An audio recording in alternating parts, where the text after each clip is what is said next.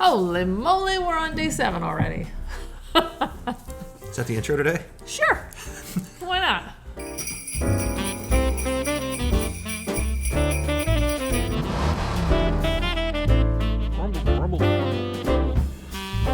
This episode of the 2024 Bourbon Van Advent Whiskey Tournament is brought to you by Still Austin Cask Strength Rye Whiskey. Featuring intense aromas, a robust palate, and a long, complex finish, it's the perfect whiskey for the holiday season. Or any season. Seriously, this whiskey's so good. I'm wearing long sleeves, you got short sleeves. I'm wearing a stocking cap. The fire is warm. The lounge is cozy. We're ready to drink some whiskey. It's day 7. I'm Julie. I'm Phil. Hi. Welcome to the Advent Tournament. Yeah, we don't know who gave us these whiskeys. We don't know what they are. Very chill intro. All we know is that we have eliminated some really good whiskeys so far in this tournament. Yesterday, or 2 days ago, I guess, no exception, Chattanooga 111 going down in flames. Yeah. Well, we will have to make it up to Chattanooga 111 by drinking a lot of it this winter. Not a problem for us. Well, it's time for us to just move ahead here. Giant thank you to Still Austin for sponsoring the tournament. Giant thank you to JT for organizing all these bottles. Giant thank you to everybody that sent things to us and all of you who've been watching along. And, of course, to Santa Paws, who is a new feature here on the Bourbon Van. Let's call it Advent Tournament from now on. Advent Tournament. Yeah, from now on. Let's just call it that.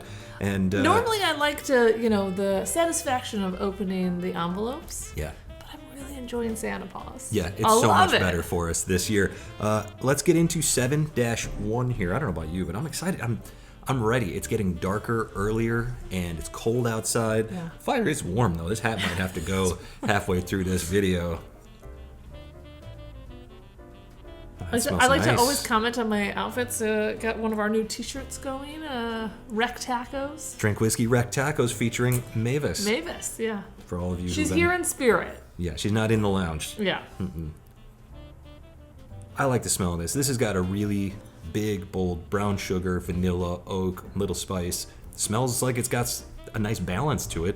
A lot of our family and friends watch the channel and they go, you always say the same things. Brown sugar, vanilla, oak. Mm-hmm.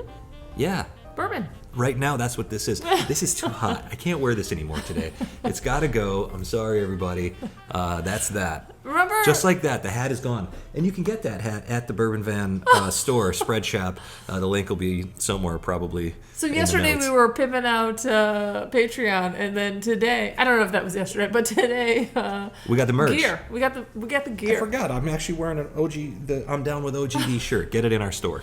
And there's some holiday gear too. Oh That's my goodness. Actually really cute. Are we even talking about whiskey? I'm so sorry, everyone. Let's get on. I'm going to go to glass number 2. I didn't say anything about the nose, but you nailed it. That's it? It smells like straight bourbon flavors. Oh, this is an interesting one right here. This smells like strawberries and cream. This almost smells like Chattanooga 111 did yesterday. Similar to yesterday's matchup. Certain similarities there, yeah. But there is like a mintiness to this one. So I am getting like a strawberries and cream note, but I'm also getting a little bit of mint. Definitely more strawberries than cream this time around, I would say. But very sweet, a little less spice than glass number 1. Where do you want to start today? I'm kind of thinking the second glass. Let's do it. I don't know. The sweetness, I always feel like the sweetness, if you start too spicy, then the sweetness gets overshadowed. Look at this, day 7, round 1. You are already neurotic just thinking about this tournament. Totally. Here's to Julie's mental health. Cheers.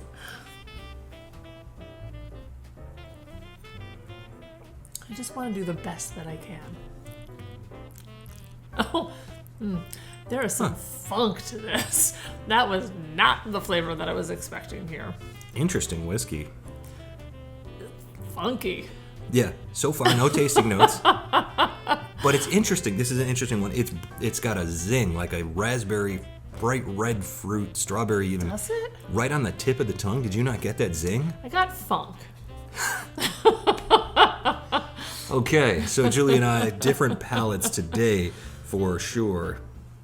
Oh, but please keep talking. To me, I don't know if this is like a 4 grain. I'm going right out of the gate and saying that this may be a 4 grain. There is some funky weediness. I don't know, something that's going on with this one. Yeah, there's an odd grain profile here, certainly. I don't know. It's tough. This is a tough whiskey to put your finger on. I'm not getting a ton of unique flavors here. I'm not getting a lot of different things to parse and to disseminate. I'm getting straight ahead a flavor that is not something that I can identify. It's like getting a recipe. It's like getting it's some sort of like coffee cake is what I would describe it as. It's really hard to identify the oak that's prevalent in there. There's some caramel. There's some bright red fruit for me.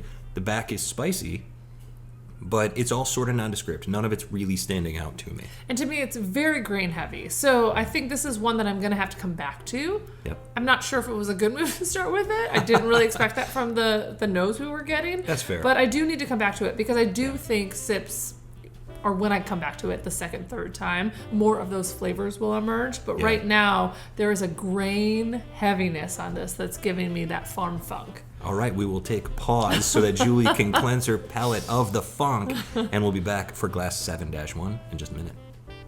Boy, this one's got a tobacco nose on it now. Are you getting that at all on the nose? We haven't even sipped it yet, but it's like a blast in the face with cigar. We've had some like noses and palates that have not meshed. Not that they haven't meshed like because they're not supposed to, but just I'm expecting something different. Tricksters.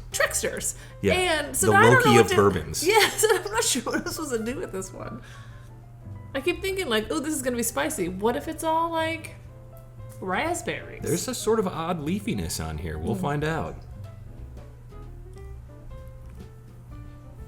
Oh. This one is interesting because I took a sip and I thought, nope. And then about a half a second later, I thought, holy smokes. Yeah. Black cherry deliciousness. Like this, I was like ready to just scratch it off the list. And then the flavors came through and I thought, I like this. Yeah. This is more flavors that you can disseminate, right? There's cinnamon bark here. There's almost a white chocolate, which is odd because there is a really dark oak on here. So I don't understand how that flavor profile is coming through, but really nice. And the fruit is making my mouth water. The raisins here, there's a big raisin presence here. Interesting whiskey. Really prunes because it's almost like juicy. Yeah, I was going to say all those deeper, darker, not deeper, but like all those almost like darker fruits. So not like the bright, vibrant reds, but like those, juicy blackberry or plum. Yeah, and you said plum and you said prunes. Raisins, and I'm getting all that in here. Those are those fall-time, winter-time fruits. Yeah. Fruits and veg. Fruits and veg, yeah. And the veg that I was getting on the nose, that little bit of green leafiness, not finding at all on the palate, which I'm happy to say. I actually enjoy that on the nose. It's almost like fresh as opposed to the really dark, rich, well-aged flavors that you usually get. Yeah. Just quite nice there. I think that's great. Little proofy on this, which I will say I've been missing everything's been a little bit lower proof, which I think in the past has served the winner well. I don't think we've ever I don't know, I feel like I chose like Kel's 15 one year. We're usually in that 100 to 110 range when we make our ultimate selection. So the cask strength, the really high proof, barrel proof stuff doesn't always perform that well in the tournament. But you never know what's going to happen. It really is the overall experience of a whiskey. And so far, Glass 1 is giving me a really nice experience here. It's coating like crazy. The finish is lasting a long time. The way that coats, man, it's like somebody came through with a paint roller and they're just putting it on the sides of my mouth, putting it in my tongue. I like it. Yeah, that's a 3/4 nap, that heavy paint roller, putting the flavors where they need to be. If we get two on the same page this tournament. Yeah. What are we going to do? We got house palate. Know. We got house palate now. I know. I'm thinking like, oh man, we're too simpatico. No, we got to fix that. Yeah, we'll have to go on separate vacations or something. All right, glass 7-2. What do you got? So, vibrant, fruity, almost a little floral note on the nose. Just different than glass number 1. This one just doesn't take me anyplace. It's not changing. It's not giving me anything more that I like. It's not super interesting to me. I hate to say it because the nose, I really thought we were going to go someplace, but the palate, it's so nondescript. And maybe it's so perfectly balanced and blended that I wouldn't know what the specific flavors are in there. Sometimes that happens when you've got a blend or something like that. I don't know.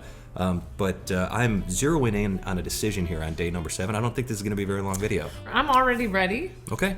As we were talking, I was like, yep, we're both on the same page. We're probably on the same page of what we're going to pick, but Count it off. Let's do it. Let's do it. 1, 2, 3. You do it. Oh. 1, 2, 3. Yeah. Which I just... The tobacco note on here, because I went back and forth a couple more times, the tobacco note on glass number 1 really sealed the deal for me. I do enjoy both of these. I like them both. Glass number 2 is something that my palate is having trouble determining what in the world is happening there. Yeah.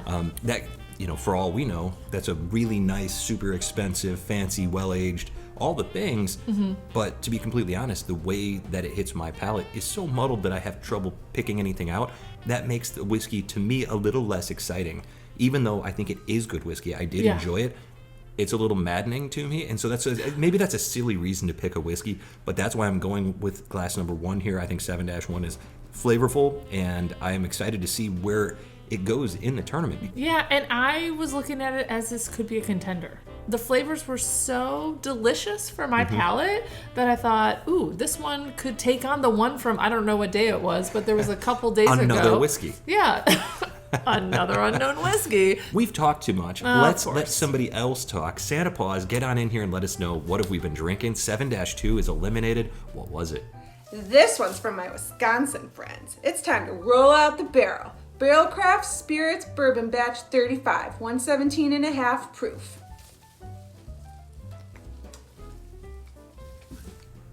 A barrel product. I didn't call out barrel, but I did say that I suspected, because of the way that the flavors were sort of nondescript and muddy, that I thought potentially blend, and very likely a blend. Yeah. And that's what we found here. There you go. By the way, now 7-1 has a very lively sort of green leafiness on the nose. It had that already, but it's got even more of it now. Yeah. That is an interesting whiskey. The tobacco notes on the palate there, really enjoyed that and excited to find out what in the world it is. And so for now, I guess there's nothing left to say, but from wherever we are. To wherever you are. Cheers. Cheers. You know what else we should say? What's that? We hope your bracket's still intact. 100%, I'm sure. Want more Bourbon Van? Join us on Patreon for as little as $3 a month and get access to exclusive videos and live streams, music and whiskey pairings, and guaranteed opportunities to purchase our single barrel whiskey selections. Plus, obligatory Mavis photos with nearly every post.